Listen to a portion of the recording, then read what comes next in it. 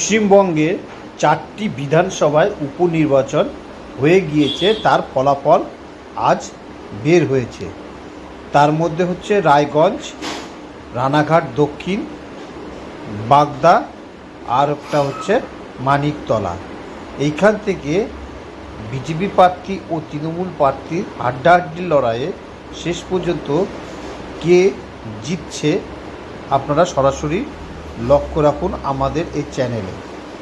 আজ ভোট গণনা হয়েছে।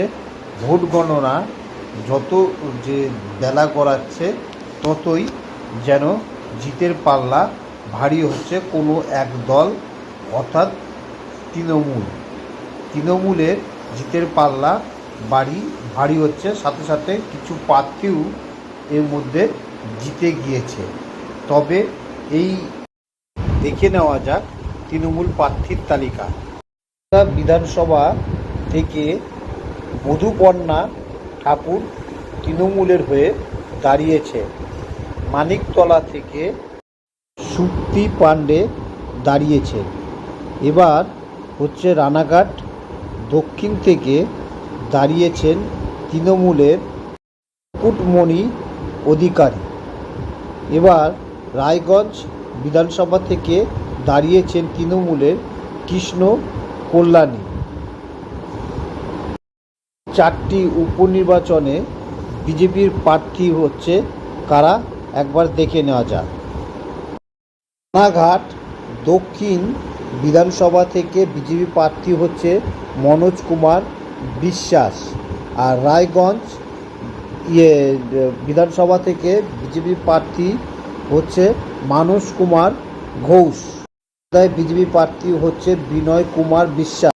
মানিকতলা বিধানসভায় বিজেপি প্রার্থী হচ্ছে কল্যাণ চবে। 4টি উপনির্বাচনে তৃণমূল জয়ী হয়েছে। মানিকতলায় সুপ্তি পাণ্ডে 62,312টি ভোট পায়। রানাঘাটের দক্ষিণ মুকুটমণি অধিকারী 37,006টি ভোট পায়। বাগদার মধুপর্ণা ঠাকুর 33,468টি ভোট পায়। রায়গঞ্জের কৃষ্ণ কল্যাণী 50,074টি ভোট পান। এই সব কেন্দ্র থেকে হচ্ছে তৃণমূল জয়ী করেছে। বর্তমানে তৃণমূল 4টি আসনে জয়লাভ করেছে। প্রার্থীদের ছবি আপনারা সরাসরি দেখুন। এই 4টি উপনির্বাচনে বিজেপি যে প্রার্থী দাঁড়িয়েছিল তারা পরাজিত হয়েছে। তাদের ভোট কত? মানিকতলা বিধানসভায় কল্যাণ চবে বিজেপি প্রার্থীর মোট ভোট হচ্ছে 20,798 ভোট। তিনি পরাজিত হয়েছেন এই বিধানসভা থেকে। রায়গঞ্জের হচ্ছে থেকে মানস কুমার ঘোষ, তিনি 36,402 ভোট পেয়ে কৃষ্ণ কল্যাণীর কাছে পরাজিত হয়েছেন। বিধানসভা থেকে বিনয় কুমার বিশ্বাস 74,251টি ভোট পেয়ে তিনি পরাজিত হয়েছেন তৃণমূলের হচ্ছে মধুপর্ণা ঠাকুরের কাছে।